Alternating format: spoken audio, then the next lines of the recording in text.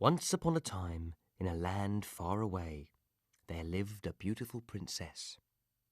She led a very privileged life, for her father the king was very rich and gave her everything her heart desired. Unfortunately, she grew up to be rather spoiled and selfish, and although she remained beautiful on the outside, on the inside she became rather ugly. The king felt sad that his daughter had grown up to be so uncaring and thoughtless, and blamed himself for having spoiled her. He hoped that one day she would learn to love more than just the wealth and luxuries around her. One sunny day, the princess decided that she would go out into the palace gardens and play with her new golden ball. It was a beautiful ball that shimmered and sparkled in the sunshine, and the princess loved beautiful things. She ran out onto the grass, throwing the ball into the air and laughing as she caught it. With every toss into the air, the ball glimmered with golden light, and the princess could hardly take her eyes off its beauty. She was having a wonderful time when suddenly she threw the ball a little too high and could not catch it as it came down. The ball fell to the ground and rolled slowly towards the little pond that was in the palace gardens. "Oh no!" cried the princess, and she ran to snatch the ball before it fell into the water. But she was too late. Plop! The beautiful golden ball made a delicate splash as it fell into the pond and quickly disappeared beneath the surface. "My ball!" hollered the princess, and she let out a piercing scream of indignation. "Give me my ball back!" she yelled at the water, as if expecting it to follow her orders. The pond remained still and calm, and the princess screamed again, this time with rage. "I want my ball! I want my ball!" she shouted, demonstrating just what a terrible temper she had. Then, not used to not getting her own way, the princess threw herself down on the grass and began to sob. Suddenly, a deep and rather gruff voice interrupted her tears. "Hello, Your Majesty. Why are you crying?" The princess looked up to see a little green frog sitting on a lily pad on the surface of the pond and staring straight at her. In her astonishment, she forgot her distress and peered at the frog. "Are you talking to me?" "Yes, Your Majesty," replied the frog. "You seem upset. Is there anything I can do to help you?" The princess couldn't believe her good fortune at having come across the little frog. "Yes, there certainly is something you can do for me," she said bossily. "I have dropped my beautiful golden ball into the pond. Get it back for me." The princess did not even say please to the frog, which was terribly rude. But he didn't seem to mind.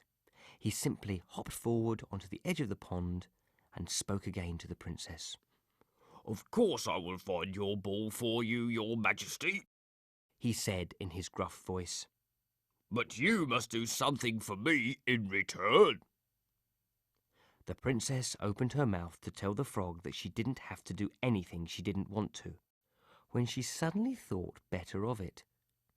She realized that if she didn't agree to do something for the frog, then he might not return her ball to her.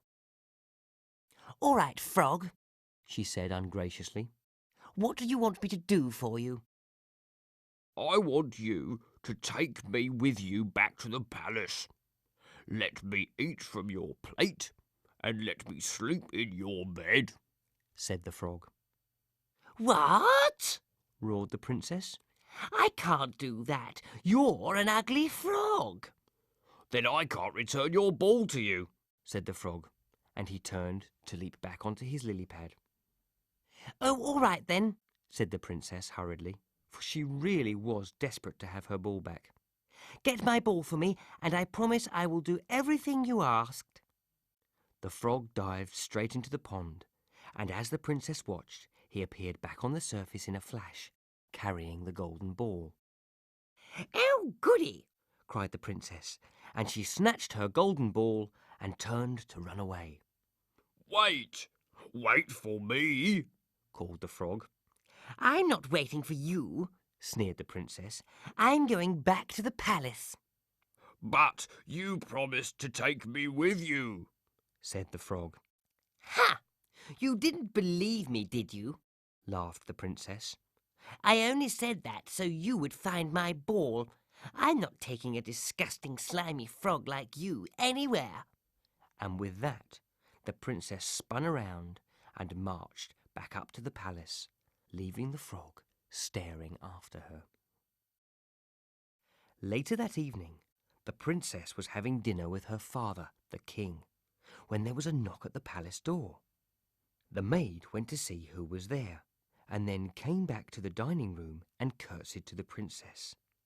Excuse me, your majesty, but there is a frog at the door, and he says that you invited him to dine with you tonight. Oh, yuck! Exclaimed the princess. That horrid frog again. Tell him to go away. What is this all about? Asked the king. Did you invite this frog to dinner?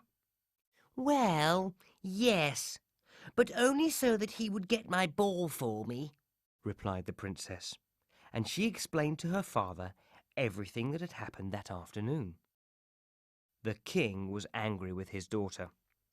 If you made a promise to the frog, then you will keep it, he said with determination. But, Daddy, he is ugly and slimy and horrid, wailed the princess. But the king was adamant, and the maid was asked to show the frog into the dining room. Good evening, rasped the frog as he entered the room. Thank you for accepting me into your home. Not at all, replied the king politely. My daughter promised that you could eat from her plate, did she not? Indeed, she did, replied the frog gruffly. Then up you come, said the king, and the frog leapt up to the table and began to eat. Oh, Daddy! wailed the princess, and she pushed her chair as far away from the table as she could and refused to eat any more of her dinner. The king would not listen to her complaints and made sure that the frog ate his fill. The princess decided that she would escape the frog by going up to bed. I'm going to my room, she announced sulkily. I hope I shall never have the misfortune to see you again, frog. And she turned to march out of the room. Just a minute, ordered the king. Did you or did you not promise this frog that you would let him sleep in your bed?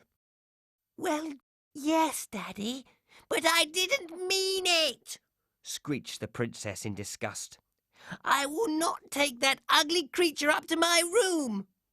Oh, yes, you will, my girl, ordered the king grimly.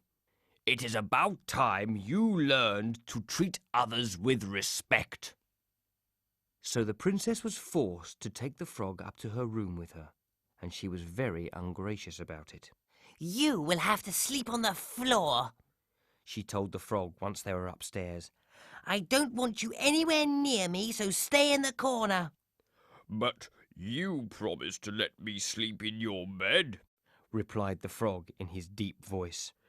And if you don't let me, I shall tell your father. The princess knew she would have to keep her promise, and she stomped around her bedroom with rage. When she eventually climbed into bed, the frog jumped up onto her pillow and slept beside her. The princess had terrible dreams of ugly creatures climbing all over her, and she tossed and turned all night. When at last she awoke in the morning, she felt tired and even more bad-tempered than usual. She turned to tell the frog to get out of her room, but the frog was no longer on the pillow beside her. The princess sat up in bed and looked around, hoping that the frog had already left the palace. Suddenly, she gasped, for sitting in a chair in the corner of the room was a handsome prince. The princess was amazed and got slowly out of bed. Who are you? She stammered, staring at the prince's handsome face and beautiful robes. Where did you come from? I am Prince Sebastian, and I come from a kingdom a long way from here, replied the prince in a kind voice. Many years ago, a wicked witch turned me into a frog and said that I would only ever become a prince again if a true princess let me eat from her plate and sleep in her bed. Last night you did that, and so broke the curse. Oh, replied the princess, and at once she felt ashamed for the bad way she had treated the prince when he was just an ugly frog. I am sorry for the names that I called you, she began, but the prince stopped her. Do not worry, he said gently. I would like to marry you, for you have saved me from the witch's terrible curse. I will teach you to love others for who they are and not for what they look like. The prince did just that, and through his love, the princess changed and learned to be as beautiful on the inside as she was on the outside.